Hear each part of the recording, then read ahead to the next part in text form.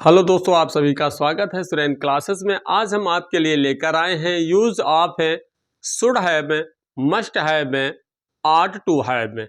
अब आप सोच रहे होंगे कि शुड, मस्ट और ऑट टू का हमने प्रयोग पढ़ा था और देखा था किताब में, हमको तो ये इसका प्रयोग मिला ही नहीं। लेकिन ऐसी बात नहीं है, ढूंढने से बहुत कुछ मिलता है। तो चलिए, हम आपको पढ़ाने से पहले ये बताना चाहते हैं कि शुड, मस्ट, आर्ट टू का प्रयोग प्रेजेंट में, जैसे शुड का प्रयोग सलाह, परामर्श देने के लिए या फिर उद्देश्य प्रकट करने के लिए, बोध कराने के लिए हम शुड का प्रयोग करते थे, है ना। मतलब प्रेजेंट में हम शुड का प्रयोग करते हैं। और इसी तरह जैसे किसी कार्य को अनिवार्यता, यानी कहने का मतलब किसी वाक्य में अनिवार्यता का भाव प्रदर्शित होता है, तो वहां पर हम प्रेजेंट में मस्ट का प्रयोग करते हैं। और आर्ट टू का प्रयोग कर्तव्य अर्थात नैतिक कर्तव्य का बोध होता था, यानी होता है, तो हम क्या करते हैं, आर्ट टू का प्रयोग प्रेजेंट में करते हैं। लेकिन पास्ट में, याद रहे, पास्ट में जब उद्देश्य का भाव प्रदर्शित हो, सलाह का भाव हो, कोई सलाह दे रहा तुम्हें ये करना चाहिए था या फिर ये नहीं करना चाहिए था, है ना। तब अगर पास्ट में अगर सलाह, उद्देश्य, शर्त प्रकट होते हैं, तब हम शुड हैव का प्रयोग करते हैं। और यदि कोई कार्य अवश्य अर्थात अनिवार्यता पास्ट में दर्शाई जाती है, तो मस्ट हैव का प्रयोग करते हैं। और यदि पास्ट में नैतिक कर्तव्य को दर्शाया जाता है, तो हम आर्ट टू का प्रयोग करते हैं।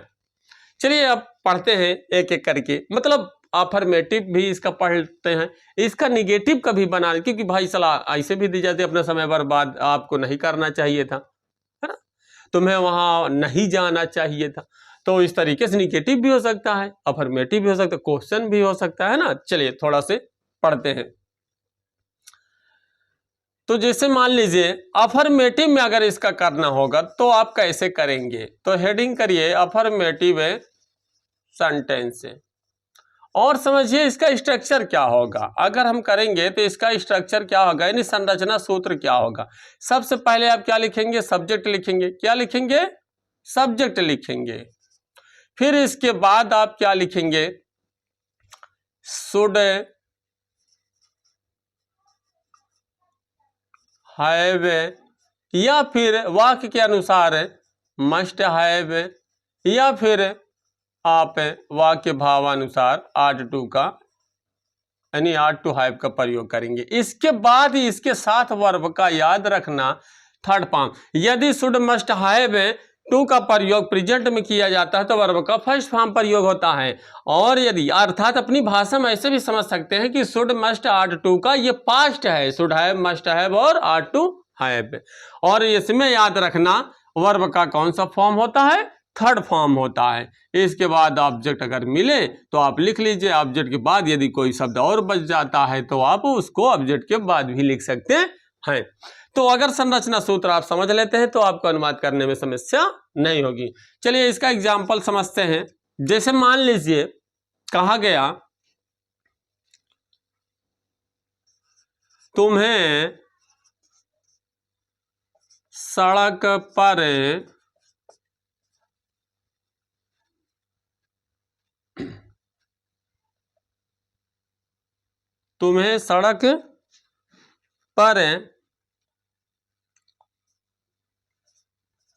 टहलना चाहिए था। जैसे ये क्वेश्चन आ गया, तुम्हें सड़क पर टहलना चाहिए था, तो कोई हमें सलाह दे रहा है कि सड़क पर टहला करिए, है ना।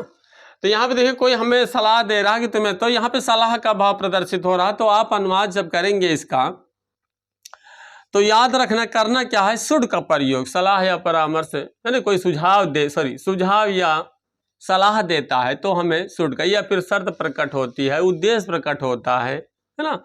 हमने आपको शुड, मस्ट, आर्ट टू के प्रयोग में ये बातें बताई थी एकदम डिटेल्स में, ठीक है। सेम वही पहचान रहेगा, सिर्फ फर्क इतना है कि यहाँ पर चाहिए के जगह पे चाहिए था हो जाएगा। वो किसको दर्शाएगा, पास्ट को, ठीक है।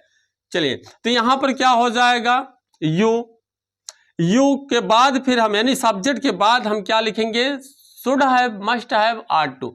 तो यहाँ पे आप देख रहे हैं कोई हमें सलाह दे रहा, सुझाव दे रहा कि सड़क पर टहलना चाहिए था, वो भी पास्ट। तो पास्ट में सुझाव का भाव प्रदर्शित हो रहा है, इसलिए यहाँ पे हम काहे का प्रयोग करेंगे, शुड हैव। काहे का प्रयोग करेंगे, शुड हैव। क्या करना चाहिए था, टहलना। क्या करना, क्या कर लगा के पूछोगे तो बराबर बोलेगा तो यहाँ पे हो जाएगा टहलना। टहलने की मीनिंग क्या होती है, वॉक, ठीक है। लेकिन यहाँ पे याद रखना वर्ब का फर्स्ट फॉर्म नहीं बल्कि वर्ब का थर्ड फॉर्म, क्या हो जाएगा, वॉकड। ऑब्जेक्ट क्या टहलना चाहिए था, नहीं है, अदर वर्ड के रूप में सड़क पर, इसको आप लिख सकते हैं ऑन द रोड। समझ में आई बातें। हमने आपको शुड, मस्ट और आर टू के प्रयोग में पूरा इसकी डिटेल पहचान के साथ आपको बताया था, इसका सिर्फ यहां आपको पास्ट पढ़ना है, ठीक है। तो चलिए, तो अब इस तरीके से आप समझ गए होंगे कि अगर सलाह, सुझाव, उद्देश्य या परामर्श शर्त का भाव प्रदर्शित होता है तो हम पास्ट में यदि प्रदर्शित होता है तो हम शुड हैव का प्रयोग करेंगे। चलिए दूसरा एग्जाम्पल समझते हैं। जैसे उसे विद्यालय अवश्य ही जाना चाहिए था, जाना चाहिए था। उसे विद्यालय अवश्य ही जाना चाहिए, यानी अनिवार्यता की बात बताई जा रही है। काहे का बोध हो रहा है, अनिवार्यता, यानी अनिवार्य रूप से किसी काम को करने की बात की जा रही है, यानी अनिवार्यता का बोध होगा तो वहां पे मस्ट हैव का प्रयोग करेंगे। कब, यदि पास्ट में दर्शाया जाएगा तब। चाहिए था आएगा तो याद रखना। तो यहाँ पे उसे मतलब ही या सी जो भी है, ठीक है। तो उसे, अब सब्जेक्ट हमने लिखा, सब्जेक्ट बाद क्या लगाए, शुड हैव की मस्ट हैव, मस्ट हैव, क्योंकि अवश्य। इसका वाक्य ऐसे भी लिखा जा सकता है, जैसे मान लीजिए यहाँ पे दिया कि उसे विद्यालय अवश्य ही जाना चाहिए था, है ना। अगर इसको हम लिखते तो इसको ऐसे भी लिख सकते थे, उसे विद्यालय जाना होगा, उसे विद्यालय जाना होगा, यानी अनिवार्यता, यानी जाना ही होगा, उसे विद्यालय जाना ही होगा। तो वहां पे चाहिए था भले नहीं दिख रहा है, होगा, होगी, होगा दिख रहा है, फिर भी वो पास्ट का ही भाव प्रदर्शित करेगा। इस बात को ध्यान देना, कभी अगर इस तरीके से आपको वाक्य मिल जाए, क्योंकि मस्ट को गा, गी, गे यानी होगा, होगी, होगे से भी पढ़ा जाता है, उसका हिंदी अर्थ, ठीक है। चलिए, तो यहाँ पे क्या हो जाएगा, मस्ट, क्या हो जाएगा, मस्ट हैव। फिर इसके बाद वर्ब का क्या चाहिए, थर्ड फॉर्म। तो गो का क्या हो जाएगा, गो, वेंट, गॉन। तो थर्ड फॉर्म क्या हो गया, गॉन। अब क्या जाना चाहिए, नहीं है, लेकिन कहाँ जाने की बात हो रही है, विद्यालय, इसलिए जहां पर जाते हैं उससे पहले टू का प्रयोग होता है। ये बातें हमने आपको कई जगह बताया था, ठीक है। कहीं पर हम जब जाते हैं तो उससे पहले क्या प्रयोग हो जाता है, टू का प्रयोग हो जाता है। चलिए अब एक एग्जाम्पल और समझते हैं कि हम आर्ट का प्रयोग, आर्ट टू का अर्थात आर्ट टू हैव का प्रयोग कब करते हैं। जैसे मान लीजिए हमें अपने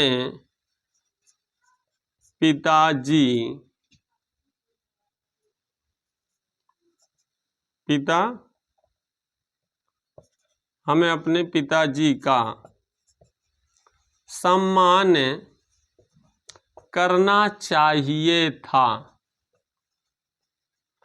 मान लो पिताजी से तू मैं हो गई, बाद में बैठ के सोच रहे हो गलत हो गया, हमें अपने पिताजी का सम्मान करना चाहिए था। तो ये हमारा क्या है, नैतिक कर्तव्य है। क्या है ये, नैतिक कर्तव्य को दर्शाता है। किसको दर्शाता है, नैतिक कर्तव्य को दर्शाता है ना। हमें अपने पिताजी का सम्मान करना चाहिए था। हाँ, अगर यहाँ पे एक चीज और देखें, अगर ऐसे भी बोला जाए कि तुम्हें अपने पिताजी का सम्मान करना चाहिए, तो लग रहा है यार कोई सलाह दे रहा, कोई बात नहीं, अगर लग रहा है तो शुड हैव का प्रयोग आप कर दीजिए, ठीक है। चलिए कंफ्यूजन में मत रहिए। तो यहाँ पे क्या हो जाएगा, वी, है ना। जबकि हम बैठे बैठे सोच रहे कि हमें अपने पिताजी का सम्मान करना चाहिए था, तो हमको लगा कि यार ये हमारा कर्तव्य था, नैतिक कर्तव्य था कि उनका सम्मान करना चाहिए, जैसे हमें अपने देश से प्रेम करना चाहिए, है ना। तो यहाँ पे क्या हमारा नैतिक कर्तव्य है, तो इसलिए यहाँ पे क्या लगा सकते हो, आर्ट है, ठीक है। आर्ट टू हैव, क्यों, क्योंकि करना चाहिए था। अगर पास्ट में नैतिक कर्तव्य को का बोध होता है तब उस स्थिति में आप आर्ट टू हैव का प्रयोग करेंगे, ठीक है। Ought to have. इसके बाद क्या करना, सम्मान करना। तो सम्मान करने की मीनिंग क्या हो जाती है, रेस्पेक्ट, तो रिस्पेक्ट है, लेकिन वर्ब का क्या चाहिए हमें, थर्ड फॉर्म, तो क्या हो जाएगा, रिस्पेक्टेड। ठीक है, अब किसका, अपने पिताजी का, तो वी के अनुसार अपने की मीनिंग क्या हो जाएगी, आवर। अब पिताजी की मीनिंग सबको पता है, बचपना ही से, है ना। चलिए, तो यहां क्या हो जाएगा, आवर फादर, क्या हो जाएगा, वी आर टू हैव। इस तरीके से हमने आपको, अगर कभी अफर्मेटिव में वाक्य ऐसे दिया हो तो आप अनुवाद ऐसे कर सकते हैं। अब आपको लग रहा है कि यार should have, must have, ought to have कहाँ लगाएं, तो उस तीनों शब्दों का प्रयोग 3 एग्जाम्पल से हमने, यानी 3 उदाहरणों से हमने आपको समझाया। ठीक है, अगर ये आपको बातें समझ में आई तो चलिए अब इसका थोड़ा से निगेटिव पढ़ लेते हैं। यदि हमें should have, must have, ought to have का प्रयोग निगेटिव सेंटेंस में करना हो तो किस तरीके से करेंगे, चलिए थोड़ा से स्ट्रक्चर समझते हैं। ठीक है, सबसे पहले आप क्या करेंगे, सब्जेक्ट लिखेंगे, फिर इसके बाद शुड या फिर मस्ट या फिर क्या लिखना है, या फिर आर्ट। इसके बाद आप नॉट लिखेंगे, तब इसके बाद ध्यान देना थोड़ा से, अब आर्ट टू वाला समस्या है तो थोड़ा से इसको हम अलग से समझ लेते हैं, समझिएगा। इतना थोड़ा शुड और मस्ट का देख लीजिए, ठीक है, बाकी उसको हम बता देते हैं। यहां पर क्या हो जाएगा, फिर इसके बाद नॉट हो जाएगा, इसके बाद हैव होगा, क्या होगा, इसके बाद हैव होगा, और फिर इसके बाद वर्ब का थर्ड फॉर्म होगा। यदि ऑब्जेक्ट आता तो आप ऑब्जेक्ट लिख सकते हैं। ठीक है, इस तरीके से कुछ इसका निगेटिव होगा। अब जैसे अगर आर्ट टू का करना होगा तो थोड़ा सा उसको अलग से समझ लेते हैं। सब्जेक्ट लिखेंगे, फिर आर्ट लिखेंगे, तब इसके बाद नॉट लिखेंगे, इसके बाद टू हैव लिखेंगे, तब वर्ब का थर्ड फॉर्म प्रयोग करते हुए ऑब्जेक्ट का प्रयोग कर देंगे। अगर इसमें इकट्ठा बता देते तो आप कंफ्यूजन में पड़ जाते कि शुड टू हैव है क्या, मस्ट है टू हैव है क्या, है ना, थोड़ा सा इसलिए हमने इसको अलग से बता दिया। एग्जाम्पल से समझते हैं। जैसे मान लीजिए, अगर मान लीजिए कोई ऐसे कहें, तुम्हें अपना समय बर्बाद नहीं करना चाहिए था। जैसे मान लो कोई अगर कहे कि तुम्हें अपना समय बर्बाद नहीं करना चाहिए था, तो देखिए निगेटिव में भी वाक्य हो सकता है कि नहीं हो सकता। ऐसे भी तो कोई सलाह या सुझाव दे सकता है ना, तुम्हें वहां नहीं जाना चाहिए था, तो निगेटिव तो बनना ही, 100% बनेगा कि नहीं बनेगा। चलिए समझ में आई बात है, निगेटिव भी बनेगा। क्यों, वो निगेटिव में दिया है, लेकिन वो देखो सलाह ही, सुझाव ही दे रहा है। इस वाक्य से पढ़ने से ही पता चल रहा है कि अपना समय बर्बाद नहीं करना चाहिए था, पास्ट को दर्शाता है।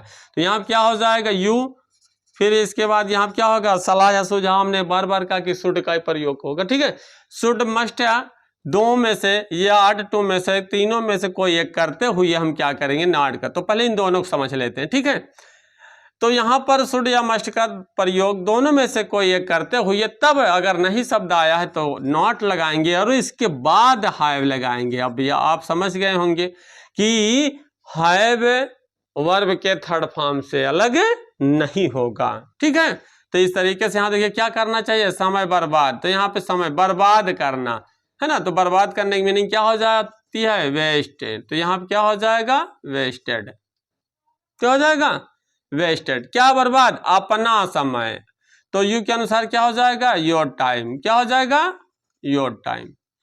कोई समस्या, चलिए जैसे मान लीजिए और एग्जांपल लेते हैं, समझते हैं।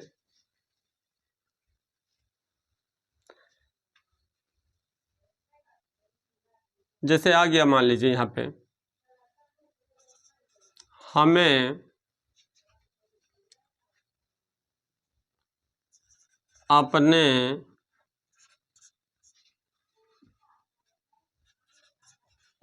पिताजी से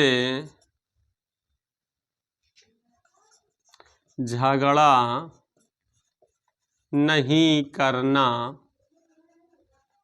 चाहिए था। अगर देखा जाए तो हमें अपने पिताजी से झगड़ा नहीं करना चाहिए था, है ना, या फिर अपने देश के साथ गद्दारी नहीं करनी चाहिए थी। ऐसे भी अगर कोई वाक्य आ जाए तो निगेटिव। अब यहाँ देखिए आप अपना यहाँ पे कोई ना कोई कर्तव्य का भाव प्रदर्शित हो रहा है, यानी हमें अपने पिताजी से झगड़ा नहीं करना चाहिए था, ये हमारा नैतिक कर्तव्य था कि उनसे हमें झगड़ा नहीं करना चाहिए था।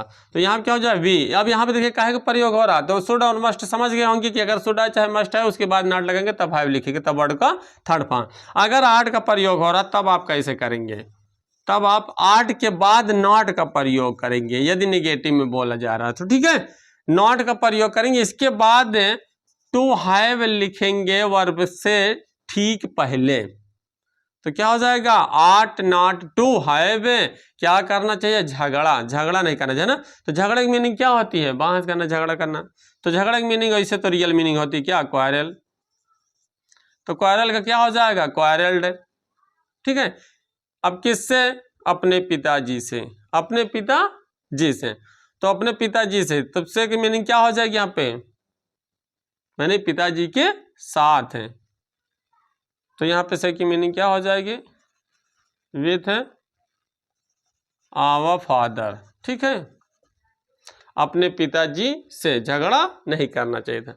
तो इस तरीके से आपने देखा कि हम should have, must have, ought to have, हम इसका प्रयोग किस तरीके से करते हैं। हमने आपको बताया कि इसका आप अफर्मेटिव भी बना सकते हैं, इसका नेगेटिव भी बना सकते हैं। इस तरीके से आप चाहे वो जिस सेंटेंस में हो वो आप किसी भी सेंटेंस में मिले कर सकते हैं। याद रहे टेंस, यदि पास्ट में है तो शुड हैव, मस्ट हैव और आर्ट टू हैव का प्रयोग करेंगे। यदि ये प्रेजेंट को दर्शाते हैं, क्या, सलाह, सुझाव, नैतिक कर्तव्य, किसी कार्य को करने की अनिवार्यता, ये सारी चीजें यदि प्रेजेंट में दर्शाती है तो शुड, मस्ट, आर्ट टू करते हैं। और यदि पास्ट में दर्शाते हैं, इसका भाव पास्ट में प्रदर्शित होता है तो शुड हैव, मस्ट हैव और आर्ट टू हैव का प्रयोग करते हैं। तो आज हमने क्या पढ़ा, शुड हैव, मस्ट हैव और आर्ट टू हैव। यदि आपको कोई कन्फ्यूजन हो इसमें, तो आपको अगर कोई शंका है, कोई कन्फ्यूजन है, कोई कमी आपको लग रही है तो आप कमेंट में अपनी राय जरूर बताइएगा। और यदि इससे रिलेटिव कोई क्वेश्चन आप करते हैं, एक्सरसाइज करते हैं, नहीं समझ आ रहा है तो उस क्वेश्चन को भी आप सेंड करके कमेंट के जरिए से हमसे उत्तर ले सकते हैं। और बाकी वीडियो आपको अगर पसंद आया हो, पढ़ाने का तरीका पसंद आया हो, तो तभी वीडियो को लाइक और सब्सक्राइब करना, और यदि नहीं पसंद आया है तो मत करना, आपकी जैसी इच्छा। धन्यवाद।